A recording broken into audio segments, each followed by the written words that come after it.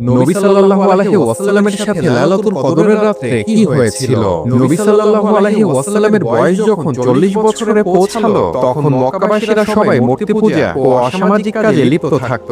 সমাজের এমন অন্যায় অশান্তি দেখে নবী সাল্লাল্লাহু আলাইহি ওয়াসাল্লাম মক্কার নূর পাহাড়ে হেরা গুহার মধ্যে বসে একাকিত্ব সময় কাটাতে লাগলেন। তিনি বসে থেকে জীবন ও সৃষ্টির উদ্দেশ্য নিয়ে ভাবতেন। এইভাবেই রমজান মাস চলে আসলো। রমজান মাসের শেষের দিকে কোনো এক রাত্রে নবী সাল্লাল্লাহু আলাইহি ওয়াসাল্লাম হেরা গুহাতে একা একা বসেছিলেন। তিনি হঠাৎ লক্ষ্য করলেন হেরা গুহার মধ্যে একজন ব্যক্তি দাঁড়িয়ে আছে।